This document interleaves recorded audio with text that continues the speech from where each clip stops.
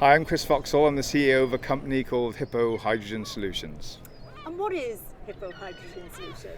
So Hyppo's been set up to actually start using existing technologies using hydrogen today. So this is not something in the future, it's happening now. So we run hydrogen buses, hydrogen taxis, support any hydrogen projects, and really hydrogen can run anything. So this entire event here today is run off of hydrogen, including the film set, the burger vans, everything's run off of hydrogen. So if you're looking to replace diesel or natural gas, you can do it with hydrogen. Why in this area? Well, apart from being a proud Welshman, actually this area has got a history of building the economy around the fuel. We did it with coal back in the Industrial Revolution. A man called William Grove invented a fuel cell in 1842, before really the Industrial Revolution really kicked off. But it's that invention, that fuel cell, that allows us to use hydrogen to replace fossil fuels. So it's got a lot of provenance, but we need the jobs. We are, an industrial region. We're decarbonising. If we replace the fuel with a green fuel, and what better in Wales than a fuel that you can make from water and wind? We have lots of that. So we can make a lot of clean, green, cheap, affordable hydrogen, bring companies here, or allow companies to establish and set up here, and build the new economies for the future. So tell me about its uses. What sort of things, in a bit more detail, can we be using hydrogen to power? It sounds like a silver bullet, but you can use hydrogen to power everything because it's combustible and you can use it through a fuel cell. So you can use it for industrial, commercial heating, residential heating. We have one of the best gas grids in the world. And actually in the 60s, a lot of London gas had about 60% hydrogen in it already, so this is not new. But yeah, so all of our heating could move over, where it makes sense, to hydrogen. We can use it to power all of our remote power generators. There's 50,000 generators in the UK. All of those can move over to hydrogen. There's a lot of them here today, powering this film set as well. And you can use it for your transportation. You can use it for your energy storage. And quite an important thing is that we can make it here. We can make it locally. We don't have to import it from around the world. So we can have supply security and pricing security for a long time. One of maybe the most prominent things at the moment in terms of using hydrogen is in vehicles, isn't it? And we've got a lot of hydrogen vehicles here today. Yes. It's a perfect use case for vehicles because hydrogen's quite light. You don't need to have a massive heavy battery, and of course you have to move vehicles around. They have the containers on board, they can store the hydrogen as well, and it's one of the easiest things to get the population involved in, so you can decarbonise quite quickly. The vehicle manufacturers here can scale up very quickly, and if you ask them why they aren't making more vehicles, it's because there's not enough refueling infrastructure around, but that's changing. I do think there needs to be a concentrated effort. There will need to be government support as well, but it's there. It's right at the time to make the transition. So how long before we're all going to be driving around in a hydrogen vehicle? Well, there'll be people driving vehicles today. You have a chance to do that. The opportunities are available today. You can buy vehicles today. What you're going to be held back by is the refueling infrastructure in your area. This particular area, Swansea and East Talbot, will be very fortunate because we'll have lots of hydrogen refueling here within a few years. So within, I'd say, 2 years, you'll see a lot more hydrogen vehicles on the road. The public perception will grow very fast and it will grow exponentially. And I think optionality is an important part to allow people to shift, because if it's too expensive or it's inconvenient, people won't do it. This really is, you are very much at the forefront then of this movement then. Yeah, so we're leading from the demand side. So we're buying the hydrogen, we're using it today, and that's what these companies need. They need a customer. Where the economics work is at big scale. We're small scale, but we'll grow to big scale. That's the idea. So we're developing the powertrain technology that takes the fuel cells and turns it into a system that effectively can drive the wheels of a vehicle or could power an aircraft or a boat. So basically, wherever you see a petrol or a diesel engine, in principle, a fuel cell could replace that. There are some applications where it's more suitable and some applications where it's less suitable, but in essence, it can replace a petrol or a diesel engine. It almost sounds too good to be true, though, doesn't it? It sounds like a very simple concept, really. It's simple, but there are reasons why it hasn't developed yet. In the past, petrol and diesel were so cheap, very light, very energy dense, just a very easy solution for everybody. Nothing else is as easy as petrol. That's just a fact. The question is, what's the next most convenient thing? So hydrogen fuel cells are very good, but we have to develop we have to produce the hydrogen, and until recently that wasn't really feasible to do it at scale, because green hydrogen needs renewable electricity. And over the last 5 to 10 years, with the massive drop in cost of wind and solar, you can now see that hydrogen can be cost competitive with petrol, and that's a massive breakthrough. Then the next issue is to scale up production of the fuel cells. That's manufacturing, that can be done. All the big manufacturers of fuel cells say that by 2030 they will start to become cost competitive. And then there's the distribution of hydrogen, which has to be organised, but hydrogen is a gas. We distribute gas all day, every day to our homes. So it's not an insoluble problem, it's just an infrastructure task that has to be done. So people aren't going to be driving huge numbers of hydrogen vehicles tomorrow or next year, but by the early 2030s, things can really develop. The big advantage of hydrogen is that it's very lightweight. You can get a hydrogen powertrain which is not much heavier than a diesel powertrain. Now, in a car, it doesn't make a lot of difference. You know, a battery electric car is heavier than a petrol car. The weight difference is hundreds of kilos. It's not the end of the world. If you're talking about a 44-ton truck, actually it is the end of the world, because the batteries needed for that are going to weigh 6 or 7 tons, and that is a huge payload penalty.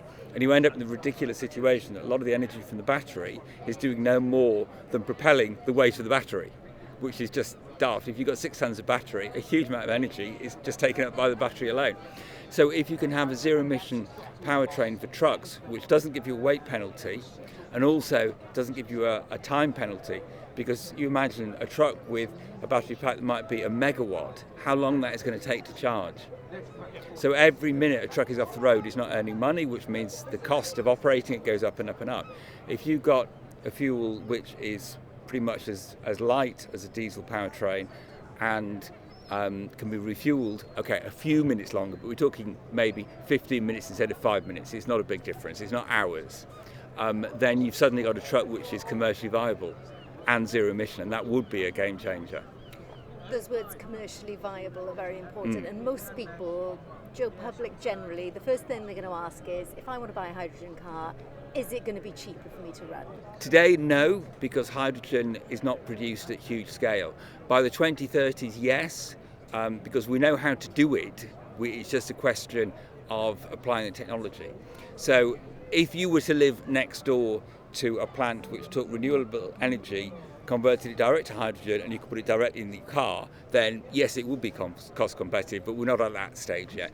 At the moment, the cost of distributing hydrogen, because it's done in by truck, and you need big trucks with big tube trailers containing compressed hydrogen, that's expensive. But once we get the network infrastructure in place so that hydrogen can be pumped around rather than trucked around, just like natural gas is today, then that starts to change. So no, if you bought a hydrogen car tomorrow, it wouldn't be cheaper. 10 years' time, potentially, yes, it will be cheaper, but the big market for hydrogen is more likely to be in commercial vehicles, because the bigger the vehicle, the heavier the vehicle, the bigger the advantage for hydrogen.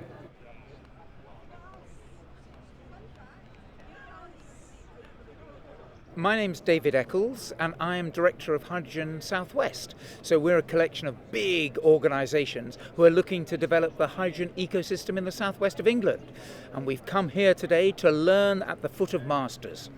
So you've come along to learn, you say, but obviously you know quite a bit about hydrogen and its place in the world today. Yes, the southwest of England is very unlike other parts of the UK. So it's not like Tyne Tees or the northwest or South Wales, because we don't have the heavy industry, the demand that drives the production of hydrogen at scale. We've got a much more distributed demand profile, which will probably mean a more distributed production and refueling network, and that's what we're trying to develop in the southwest. But coming over here to Swansea and seeing what they're doing, you can really see the potential for the future. And here in South Wales, they'd like to think, I don't know if you'd agree, being from a different part of the country, that they're sort of leading on this. In many ways, they are leading here in South Wales. I mean, what's happening here in Swansea is really exciting. And you can see a green hydrogen hub here, servicing lots of needs, servicing industry, servicing transport, all combining together, academia right on our doorstep with the University of South Wales. So it really does set the standard for how these things could be done. And we really want to copy and imitate what you're doing here in the southwest of England. I mean, we've got great universities, Bristol, Bath, Exeter. How do we capitalise on what they can produce and on the industrial demand and the transport opportunities? And here's a good example of how it's done. So I'm Christopher Jackson. I'm the CEO and founder of Protium, and we are one of the UK's largest and oldest green hydrogen energy companies. So what exactly does your company do? So very simply, we take sun and wind and water and we split it to create a green fuel called green hydrogen. And we use that to decarbonise large industrial companies like Budweiser, who we work with in Magor in Wales, and also to decarbonise heavy good transport, so big lorries, articulated vehicles, and basically try and replace use sun, wind and water to replace fossil fuels for a clean future. And how long have you been doing this? Well, I've been running the company for 5 years. So we set the business up in 2019, but previously I was leading the World Bank's work on green hydrogen in Washington, D.C. Things are changing quite quickly when it comes to this and developing quite quickly. How have things come on in the last 5 years, and what changes do we expect to see in the next 5 years? Sure, I think it's a great question. So when we started, I think if you sort of said to someone, I work in hydrogen, most people said, what's that? And I think probably my parents and most people would have said that. I think now everyone's heard of hydrogen, and I think we shouldn't underestimate how important with a new technology that kind of is. And we say new, but it's kind of not really all that new. I mean, we've been using hydrogen for over 120 years, and we've had a fuel cell for over 200 years. So I think that's one thing, just awareness makes a big difference. The other thing is that people are actually producing hydrogen. So my company, Protium, has been really proud to be producing hydrogen for the last 16 months in South Wales. We made over £1 million investment into University of South Wales, where we produce hydrogen using an Earthshot prize-winning technology from a company called Napta. And we've also invested another £7.5 million into a larger system, again, in South Wales. So we've invested nearly £10 million in the last 3 years into Wales, making us the biggest investor in green hydrogen in the area. So real money, real projects, real production, and people actually seeing and understanding what it is that we do. I think that's hugely important and shouldn't be underestimated. Guto Owen o Ynni Glan. A beth yw Ynni Glan? Cwmni sydd yn helpu datblygu prosiectau hydrogen. Enghraifft hwnna di Hwb Hydrogen Caergybi. Nes i gychwyn yn maes ynni adnewyddol, solar a gwynt a prosiectau cymunedol, a wedyn symud ymlaen i'r maes yma hydrogen, herwydd mae hydrogen yn cynnig y ffordd o gadw'r ynni yn lleol. Ia, da chi'n gallu plygio solar neu gwynt i mewn i'r grid, a mae hwnna'n mynd yn mwy a mwy anodd, a mae hydrogen yn galluogi chi cadw'r ynni yna trwy hollti dŵr. Da chi'n cael hydrogen a oxygen o'r trydan sydd yn mynd mewn i'r dŵr, a wedyn mae gen chi danwydd, da chi'n gallu defnyddio ar gyfer pob math o ddibenion, fel sydd yn cael ei ddangos yma heddiw. Mae'n swnio fel ateb ddelfrydol i'r problemau sydd gyda ni yng Nghymru. Felly pam nag ni'n gweld mwy o hydrogen yn cael ei defnyddio? Mae o ar ei gychwyn, ia. Mae'r dechnoleg yn hen, da chi wedi clywed sôn am William Grove, dwi'n siŵr, yn 2 ganrif, ers iddo ddyfeisiwr, cell tanwydd yma yn Abertawe, ond mae yna vested interests, mae yna economi sydd yn rhedeg yn iaw ar hyn o bryd, ar tanwydd ffosil. Mae'r cystadleuaeth, os hoffech chi, efo'r model yna o roi ynni adnewyddol i mewn i'r grid. Felly mae yna chydig o barriers yn ei lle, ond hefyd un o'r barriers mwyaf lle wedi bod y technoleg yn newydd, gymharol newydd o ran cael ei osod ar llawr gwlad, felly mae mwy costus, a da chi angen cael nifer o'r dechnoleg i'w weithredu a adeiladu supply chains a factories sydd yn cynhyrchu'r stwff yma hefyd. Felly mae pobl wedi gwybod bod o'n ddelfrydol os hoffech chi ers degawdau, ond symud hwnna o'r darn o bapur fel cynllun i mewn i rhywbeth gweithredol, dyna'r sialens. Mae'n anodd iawn i ffindo diwydiant, bydde hwn ddim yn siwto, really, unrhyw sector bydde ddim yn gallu gwneud y mwy o'r math yma technoleg. Yn hollol, a ffordd i feddwl am hwnna ydy, da ni'n defnyddio olew, mwy na lai, os yn ei ffordd craidd, neu petrol neu diesel, mwy na lai ar draws yr economi i gyd. A mae hwnna ddim yn mynd i ffwrdd yn gyflym iawn chwaith, a mae hydrogen yn gallu bod yn, oce, beth sy'n dod nesaf? A'r un peth efo nwy hefyd. Hydrogen ydy'r cam nesaf, os hoffech chi. So os da chi'n meddwl am hydrogen yn hermau yr olew newydd, yna ydy, mae'n gallu lledaenu ar draws yr economi, ond hefyd mewn cydbwysedd efo batteries, efo heat pumps a technoleg mae pobl yn mwy cyfarwydd efo efallai, mwyn sicrhau bod gennym ni gymaint o werth ag sy'n bosibl allan o'r tanwydd yma. Felly beth sy'n eisiau i gyrru hwn ymlaen yn gloiach te? Marchnad. Datblygu'r farchnad ar ei gyfer o. Mae Chris a'r tîm wedi dangos bod o'n ar gael, y technoleg. Felly dwi'n meddwl fel gwlad, fel cwsmeriaid, os da ni'n gallu gosod marchnadoedd ar gyfer hwn, yna nawn ni gweld bod y dots yma i gyd yn ymuno efo'i gilydd. A bod ni wedyn yn gallu tyfu gwerth economaidd allan o hyn hefyd.